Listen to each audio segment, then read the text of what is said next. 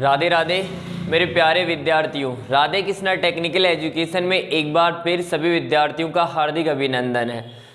देखो आज का हमारा टॉपिक रहने वाला है वेल्डिंग। तो देखो सबसे पहले हमने पिछली क्लास में देखा था सोल्डरिंग के बारे में, उसके पश्चात हमने ब्रेजिंग का अध्ययन किया है। अब देखो आज की क्लास में हम देखने वाले हैं वेल्डिंग। देखो वेल्डिंग कहते किसे हैं, सबसे पहली चीज़ आज का हमारा टॉपिक रहने वाला है वेल्डिंग।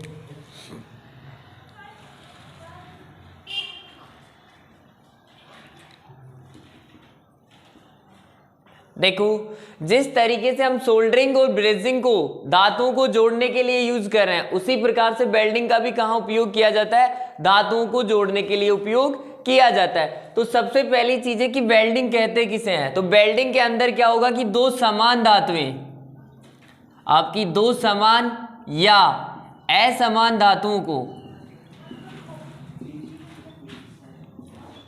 असमान धातुओं को क्या करते हैं हम, पिघलाकर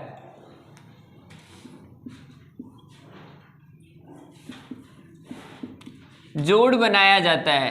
तो इस विधि को क्या बोला जाता है, आपका वेल्डिंग कहा जाता है। देखो दो समान या असमान धातुओं को पिघलाकर जो जोड़ तैयार किया जाएगा वो क्या कहलाता है, हमारा वेल्डिंग कहलाता है। इसमें जो तीसरी धातु ली जाती है उसे क्या बोला जाता है, फिलर धातु, या जिसे हम क्या बोल सकते हैं, सोल्डर बोल सकते हैं, या जिसका तीसरा नाम क्या होता है, भराव धातु भी जिसे बोला जाता है। ठीक है, तो यहां पर देखो सोल्डरिंग और ब्रेजिंग में क्या करते थे, जो फिलर धातु या सोल्डर लिया जाता था वो जोड़ने वाली धातुओं से क्या होता था, अलग होता था।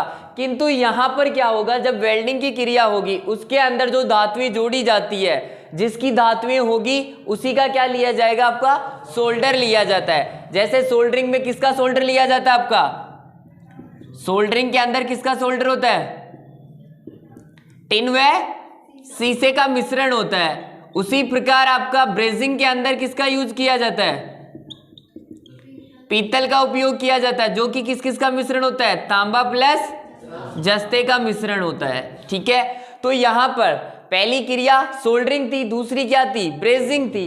अब यहां पर हम वेल्डिंग पढ़ रहे हैं। तो वेल्डिंग में क्या होता है, जो धातुओं को जोड़ा जाता है, तो सोल्डर जो तार होता है वो किसका लिया जाता है, उसी धातु का होता है जिससे हम धातु जोड़ेंगे। सपोज करो जैसे हमने धातु ली तांबे की, किसके लिए, एक तरीके से तांबे की ले ली, तो इसके अंदर जो सोल्डर होगा वो भी किसका बना होगा, तांबे का ही बना होगा। क्लियर है। तो जो आपकी वेल्डिंग होती है उसके अंदर जिसकी धातु होती है उसी का क्या लिया जाएगा, आपका सोल्डर यूज किया जाता है। क्लियर है ये चीज। दूसरी चीज ये किस पे काम करती है, देखो इसके अंदर क्या होता है, प्रतिरोध इफेक्ट ज्यादा काम करेगा। प्रतिरोध के कारण क्या उत्पन्न करेंगे हम, ऊष्मा उत्पन्न करते हैं। किसके कारण, प्रतिरोध के कारण ऊष्मा उत्पन्न होते हैं। और जब किसी प्रतिरोध के अंदर धारा प्रवाहित होती है तो वो किस रूप में ऊष्मा प्रोड्यूस करता है, आपका I2R के रूप में आपकी ऊष्मा उत्पन्न करता है। तो इसमें वेल्डिंग के अंदर क्या कहा जाता है कि जो दो इलेक्ट्रोड लिए जाते हैं, उन इलेक्ट्रोडों के माध्यम से उस धातु के अंदर क्या प्रवाहित की जाएगी, आपकी धारा प्रवाहित की जाती है। धारा प्रवाहित करने की वजह से उसके अंदर I2 के कारण क्या उत्पन्न होगी, ऊष्मा उत्पन्न होती है। जैसे सपोज करो यदि कोई इस तरीके का कोई आपकी धातु है, मैं इस धातु पर दो इलेक्ट्रोड लगा दिया, इस तरीके से मैंने क्या लगा दिए, दो इलेक्ट्रोड लगा दिए। अब इनको मैं सप्लाई से कनेक्ट करूंगा। सप्लाई से कनेक्ट करने पर इनके अंदर क्या प्रोड्यूस होगी, क्या प्रवाहित होगी, आपकी धारा प्रवाहित होगी। और धारा के साथ साथ इन इलेक्ट्रोड्स के साथ साथ इन धातुओं का क्या होगा, प्रतिरोध होगा। जब प्रतिरोध है तो इनके कारण इसके अंदर क्या उत्पन्न होगी, आपकी ऊष्मा उत्पन्न होती है। तो ऊष्मा के कारण जो ऊष्मा उत्पन्न हो रही है इलेक्ट्रोडों की वजह से, अधिक मान की इसमें धारा प्रवाहित की जाती है इस विधि में, तो इसकी वजह से इलेक्ट्रोडों के अंदर, उन धातुओं के अंदर क्या उत्पन्न हो जाएगी, आपकी ऊष्मा उत्पन्न होती है। तो ऊष्मा उत्पन्न होने की वजह से उस ऊष्मा का उपयोग उस धातु को क्या करने के लिए यूज किया जाता है, पिघलाने के लिए उसका उपयोग करेंगे। और धातुएं जब पिघल जाती है तो उनको इस विधि के माध्यम से क्या कर दिया जाता है, वेल्डिंग कर दिया जाता है। तो वेल्डिंग की प्रक्रिया में सबसे इंपॉर्टेंट चीज है जिसका धातु होता है, जिसका धातु हमें जोड़ना है उसी का क्या लिया जाता है, आपका सोल्डर लिया जाता है। दूसरी चीज ये किस पे इफेक्ट पे काम करेगा, प्रतिरोध के कारण ऊष्मा उत्पन्न होने के इफेक्ट पे काम करता है। तो धातु के अंदर जो ऊष्मा उत्पन्न होती है वो क्या होती है आपकी I²R होती है। क्लियर है। इसके बाद हमारा सबसे पहला टॉपिक आता है कि वेल्डिंग के प्रकार। तो वेल्डिंग में सबसे पहली वेल्डिंग कौन सी है आपकी प्रतिरोध वेल्डिंग। अब देखो प्रतिरोध वेल्डिंग में किस तरीके से काम करेगा।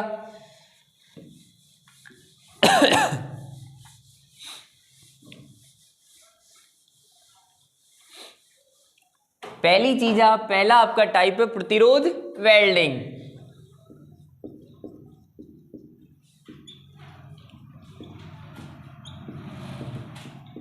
प्रतिरोध वेल्डिंग इस विधि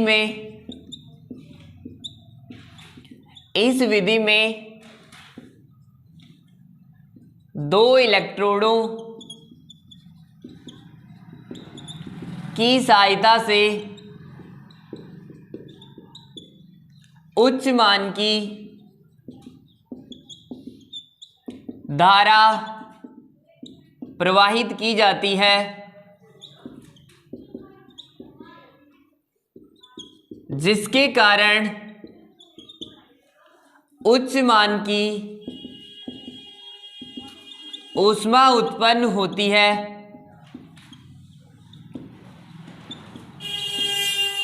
जो कि धातुओं को पिघलाकर स्थायी जोड़ बनाती है तथा उत्पन्न ऊष्मा I²R के समानुपाती होती है। देखो यहां पर क्या होगा, इस विधि के माध्यम से प्रतिरोध जो वेल्डिंग है इसके अंदर क्या है, दो इलेक्ट्रोड लेंगे और इन इलेक्ट्रोडों की सहायता से क्या करेंगे, उस धातु के अंदर क्या प्रवाहित करेंगे, हम उच्च मान की धारा प्रवाहित करेंगे। तो जैसे ही हम उसके अंदर उच्च मान की धारा प्रवाहित करते हैं तो उसका एक प्रतिरोध का गुण होता है कि वो धारा को बहने से क्या करता है, रोकता है, जिसकी वजह से धातु क्या हो जाएगी, आप हीटेबल होगी, उसमें ऊष्मा उत्पन्न होगी और वो उत्पन्न ऊष्मा यानी टेम्परेचर होगा, वो क्या करेगा, उन धातुओं को क्या कर देगा, पिघला देगा और पिघलने के बाद उन दोनों धातुओं का क्या बन जाएगा, स्थायी जोड़ बन जाता है। साथ में हम कह सकते हैं कि इसके अंदर जो उत्पन्न ऊष्मा है वो किसके समानुपाती होती है, I²R यानी धारा के वर्ग के तथा उसके प्रतिरोध के गुणनफल के समानुपाती होगी। यदि धारा का मान बढ़ता है तो ऊष्मा का मान क्या होगा, बढ़ेगा, जिससे आसानी से हम धातु की क्या कर सकते हैं, सोल्डरिंग कर पाते हैं। यहां पर सोल्डरिंग के साथ वेल्डिंग होगी, ठीक है। तो इस तरीके से हम उनको जोड़ पाते हैं। क्लियर है। अब देखो इसके पश्चात आता है प्रतिरोध वेल्डिंग के प्रकार।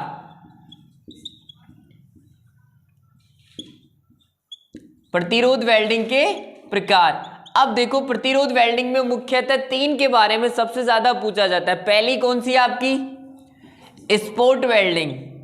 कौन सी होती है आपकी, स्पॉट वेल्डिंग। दूसरी क्या होती है आपकी, सिम वेल्डिंग। और एक तीसरी होती है, वो कौन सी होती है, हाँ सी होती है आपकी प्रक्षेप वेल्डिंग, जिसे प्रोजेक्शन वेल्डिंग कहा जाता है, ठीक है। इसके बाद चौथे नंबर पे एक वेल्डिंग आती है, उसे क्या बोला जाता है, प्रतिरोध बट वेल्डिंग।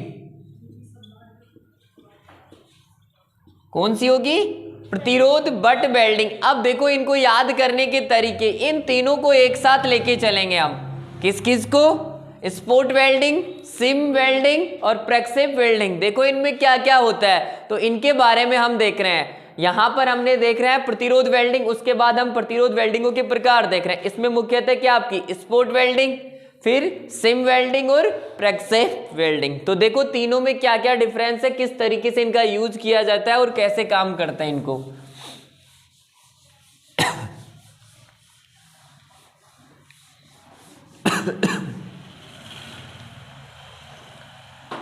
देखो सबसे पहली रहेगी आपकी स्पॉट वेल्डिंग। सेकंड क्या है आपकी, सिम वेल्डिंग। और थर्ड वन क्या है आपकी, प्रक्षेप वेल्डिंग।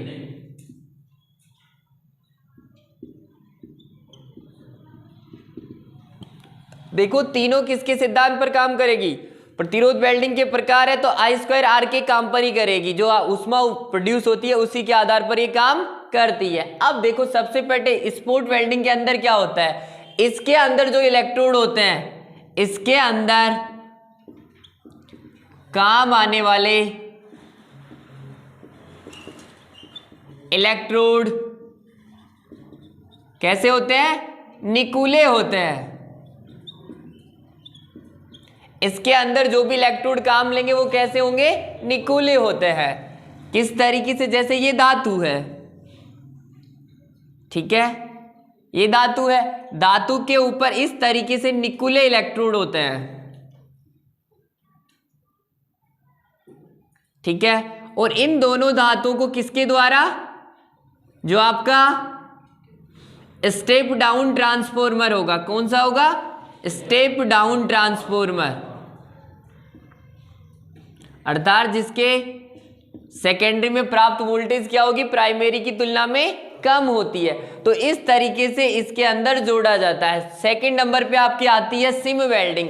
सिम वेल्डिंग में क्या होगा? सिम वेल्डिंग के अंदर जो इलेक्ट्रोड यूज किए जाते हैं वो कैसे होते हैं? बेलनाकार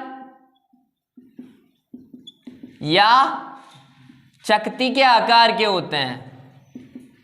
जो हमारे इलेक्ट्रोड काम में लेंगे वो किस तरीके से होंगे? बेलनाकार या चकती के आकार के होंगे। इसमें क्या होता है कि जो आपकी धातु होती है जिसको हमें जोड़ना होता है, उसके ऊपर इस तरीके से चकती नुमा संरचना में दोनों इलेक्ट्रोड क्या कर दिए जाते हैं? लगा दिए जाते हैं। इसके बाद आपकी तीसरी है, तीसरी कौन सी है आपकी? प्रक्षेप। और प्रक्षेप के अंदर जो इलेक्ट्रोड काम में लिए जाते हैं वो कैसे होते हैं? चपटे होते हैं। चपटे आकार के क्या होंगे? आपके इलेक्ट्रोड यूज किए जाते हैं, ठीक है। इसके अंदर कैसे होगी? जैसे ये धातु है आपकी, ठीक है, इसके साथ ही जो आपके इलेक्ट्रोड होते हैं इस तरीके से चपटे संरचना नुमा होते हैं,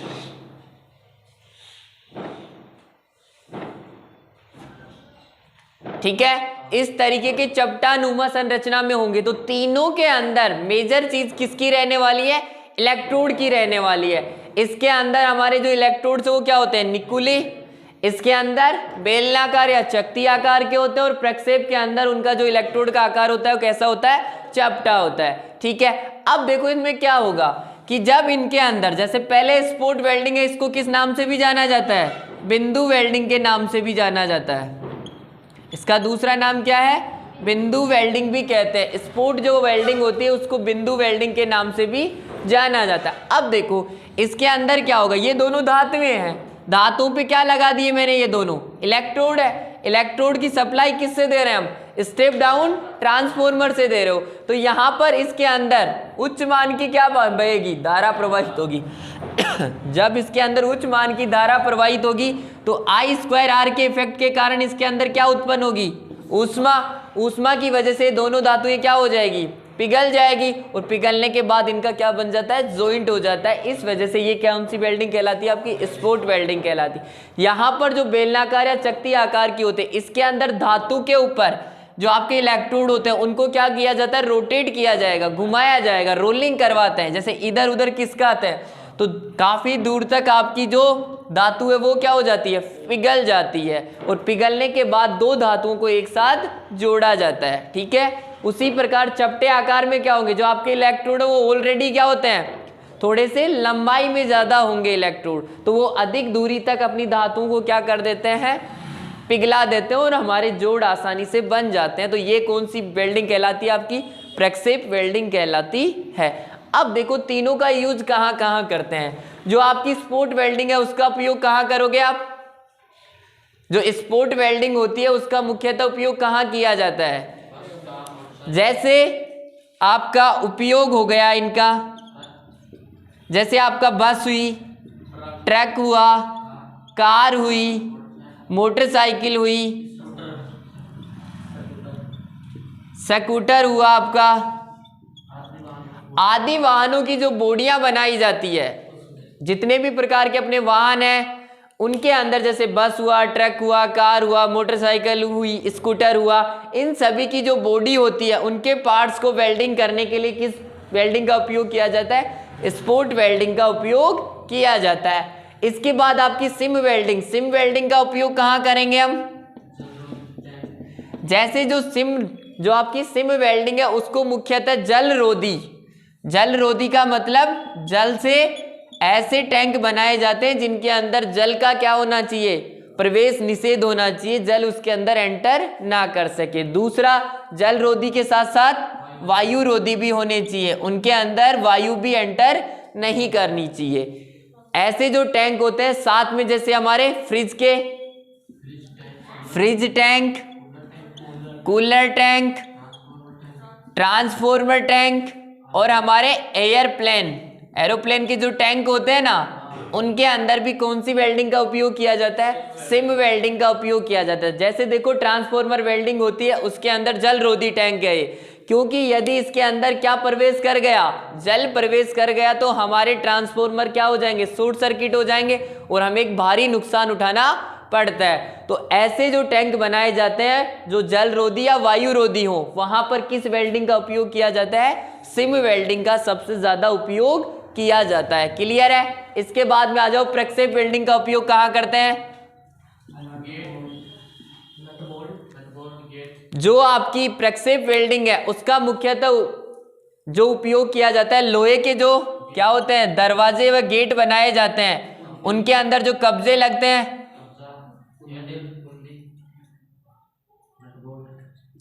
कब्जे, दूसरे साथ में नट। हाँ, कब्जे का मतलब होता है जैसे कि हम दरवाजा देखते हो, आप गेट बनाते हो, सब जो गेट बनाते हो उसके अंदर एक पत्ती होती है, उसको घुमाने के लिए जो पत्ती लगाई जाती है, एक गेट की तरफ कितने लगाए जाते हैं? दो लगाए जाते हैं। जो रोटेशन करते हैं ना उनको, जो हमारी वो होती है बाई होती है, पत्थर की बाई होती है, उसके अंदर छेद होते हैं और वो जो प्लेटें लगाई जाती है जिनकी आसानी से क्या हो सकता है? आपका रोटेट होता है, एक ऊपर होता है और एक नीचे होता है। प्रत्येक दरवाजे के दोनों तरफ कितने हो जाएंगे? 4 होते हैं। घर पर जाकर देखना, दरवाजे पे जो लोहे के दरवाजे होते हैं ऑटोमेटिक दिख जाएंगे, एक कब्जा ऊपर होता है और एक कब्जा नीचे होता है। तो एक तरफ कितने कब्जे लगाए जाते हैं? 2 लगाए जाते हैं मुख्यतः। लेकिन यदि मुझे और भी ज्यादा उनको सुटेबल बनाना है तो मैं ज्यादा से ज्यादा उनमें 3 एडजस्ट कर सकता हूं।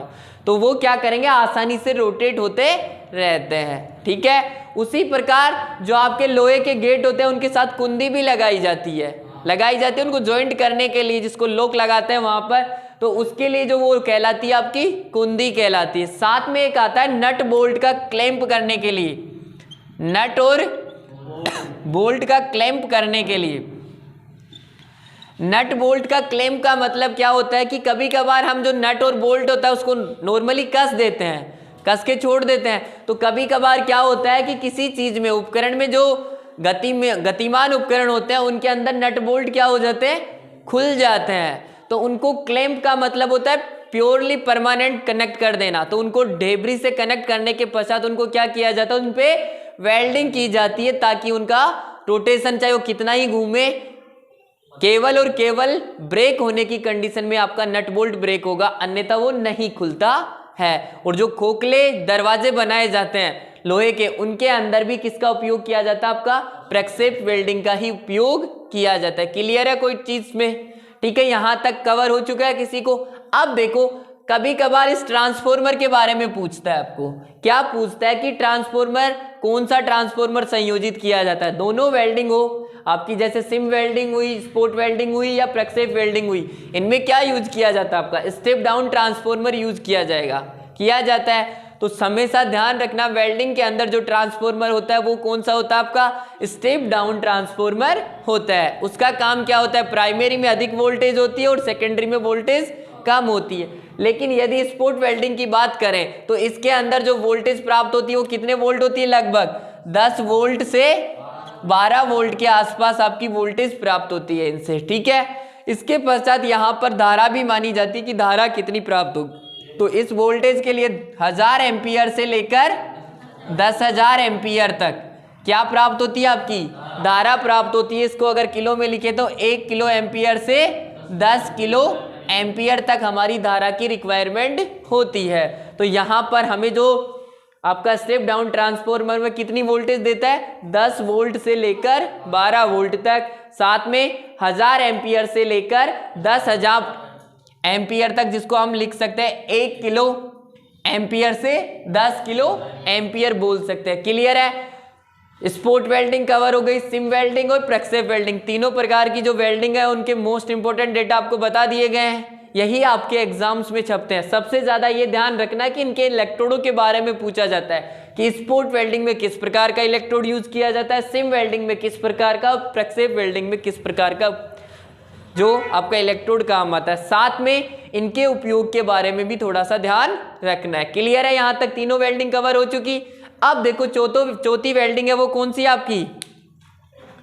प्रतिरोध। दूसरी चीज ये भी ध्यान रखना, जो आपकी स्पोर्ट वेल्डिंग है उसमें किस प्रकार का जॉइंट बनता है, लैप। और इसके अंदर जो सिम वेल्डिंग है उसमें दोनों प्रकार के जॉइंट यूज किए जाते हैं, लैप और बट वो।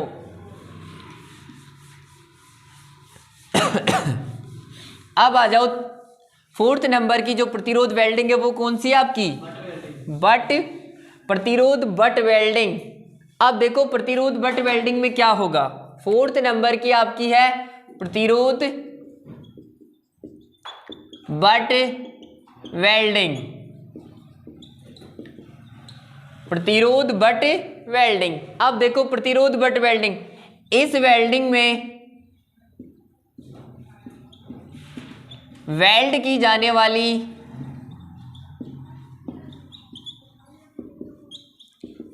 धातुओं को एक दूसरे के आमने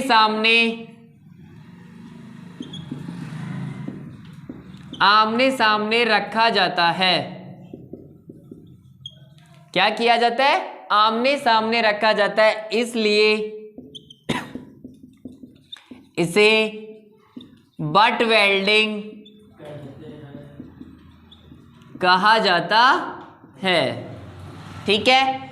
इसके अंदर क्या होगा, जिन पदार्थों की या जिन धातुओं की में वेल्डिंग की जाती है उन दोनों धातुओं को एक दूसरे के क्या रखा जाता है, आमने सामने रखा जाता है। तो इस प्रकार की जो वेल्डिंग बनती है उसे क्या कहा जाता है, बट वेल्डिंग कहा जाता है। इसका उपयोग कहाँ कहाँ करते हैं बट वेल्डिंग का? जैसे आपके स्टील के पाइप हुए, स्टील पाइप, ताम्र एलॉय हुए, ताम्र एलॉय का मतलब तांबे के मिश्र धातु, उसी प्रकार आपके एल्यूमिनियम एलॉय हुए।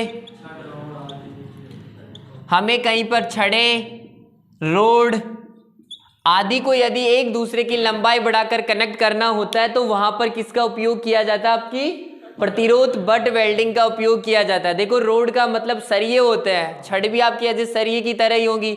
हमें कभी कभार जब हम क्या करते हैं, इसके अंदर छत डालते हैं मकान के अंदर किसी फ्लैट के अंदर, तो क्या होता है कि हमें लंबाई वाले सरिये लेने होते हैं। तो हम क्या करते हैं, एक से ज्यादा सरियों को क्या करते हैं, एक सीरीज में कनेक्ट करके जोड़ेंगे।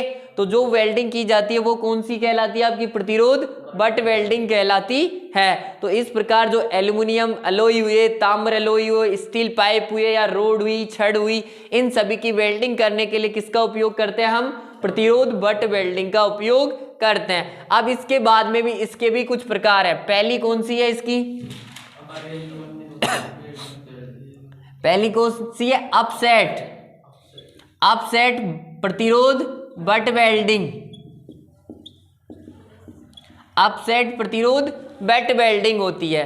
अपसेट प्रतिरोध बट वेल्डिंग में मुख्यतः केवल आपको उनको डेफिनेशन से पूछा है, ज्यादा कुछ नहीं है। इसी तरीके से काम करेगी, लेकिन ये किनके लिए होती है, केवल मिश्र धातुओं के लिए। जैसे अलॉय को, जैसे ताम्र अलॉय हुआ या एल्यूमिनियम अलॉय हुआ, उनके अंदर हम किसका उपयोग करते हैं, अपसेट प्रतिरोध वेल्डिंग का। तो अपसेट प्रतिरोध वेल्डिंग किसे कहते हैं, जहां पर मिश्र धातुओं की वेल्डिंग की जाती है उसे क्या बोला जाता है, अपसेट प्रतिरोध बट वेल्डिंग कहा जाता है। इसके पश्चात सेकंड नंबर पे है फ्लेश।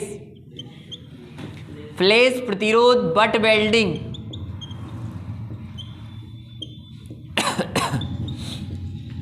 फ्लेश प्रतिरोध बट वेल्डिंग। अब देखो फ्लेश प्रतिरोध बट वेल्डिंग का उपयोग कहाँ किया जाता है? मुख्यतः अगर इसका उपयोग देखा गया है तो जो रेल होती है ना, पटरी होती है, ट्रेन जहां पर चलती है, जो उनके खंड होते हैं, तुम्हें पता है दो समांतर पटरियां बनाई जाती है दो पहियों के लिए, उनके बीच में जो खंड बनाए जाते हैं लोहे के वो होते हैं ना, खांचे बीच बीच में, जिनके अंदर रोड़ी कंकड़ डाला जाता है, तो वो क्या कहलाते हैं? आपके खंड कहलाते हैं। तो उनके लिए कौन सी वेल्डिंग यूज की जाती है? फ्लैश प्रतिरोध वेल्डिंग का उपयोग किया जाता है। आ गई चीज समझ में? साथ में जो स्टील होती है ना ऊपर, जिनके ऊपर पहिए घूमते हैं दौड़ते हैं, उनकी भी जो वेल्डिंग की जाती है वो किसके द्वारा की जाती है? फ्लैश प्रतिरोध बट वेल्डिंग के द्वारा ही वहां पर यूज किया जाता है। तो रेल की पटरी के खंडों को या सेक्शनों को जोड़ने के लिए कौन सी वेल्डिंग का उपयोग किया जाता है? आपके फ्लैश प्रतिरोध बट वेल्डिंग का उपयोग किया जाता है। इसके पश्चात तीसरी कौन सी थी इसी में? पकुड़जम प्रतिरोध बट वेल्डिंग। इसका उपयोग कहां किया जाता है? जैसे सेम है, जैसे आपकी फ्लैश प्रतिरोध बट वेल्डिंग होती है वही उसी की तरह ये कार्य करती है, किंतु इसका उपयोग कहां किया जाता है? टंगस्टन तार हुए आपके, टंगस्टन तार, ताम्र तार, सोना और चांदी के जो तार होते हैं उनको सीधे लंबाई में जोड़ने के लिए किसका उपयोग किया जाता है? आपका पकुड़जम प्रतिरोध बट वेल्डिंग का उपयोग किया जाता है। ये किसकी तरह ही होती है? फ्लैश, क्योंकि फ्लैश के अंदर भी हम जो आपकी रेल की पटरियों के खंड होते हैं उनको जोड़ जोड़कर रेल की पटरी की क्या बढ़ाते हैं? लंबाई बढ़ाते हैं। तो उसी प्रकार जो पकुड़जम प्रतिरोध बट वेल्डिंग है उसके अंदर भी हम टंगस्टन तार, ताम्र तार या सोना या चांदी के तारों को आपस में जोड़कर इस तरीके से उनको क्या करते हैं? आगे बढ़ाते हैं। इसके पश्चात हमारी नेक्स्ट जो वेल्डिंग है वो कौन सी है? Thermite welding. थर्मिट वेल्डिंग के अंदर देखो, यहां तक समझ में आ रहा है? किसी को कोई डाउट नहीं ना? लास्ट आज का टॉपिक है हमारा थर्मिट वेल्डिंग। देखो थर्मिट वेल्डिंग के अंदर किस किस का उपयोग किया जाता है? आयरन ऑक्साइड और एल्यूमिनियम का उपयोग किया जाता है। कि हम क्या करते हैं? आयरन ऑक्साइड तथा एल्यूमिनियम के संयोग से किसका निर्माण करते हैं? थर्मिट पदार्थ का उपयोग करते हैं। नेक्स्ट हमारी है थर्मिट वेल्डिंग। थर्मिट वेल्डिंग के अंदर हम किस किस का प्रयोग करते हैं? Iron oxide. आयरन ऑक्साइड का मतलब होता है जैसे फेरस से कौन क्रिया करेगी? आपकी ऑक्सीजन क्रिया करती है और इसकी क्या बनाती है?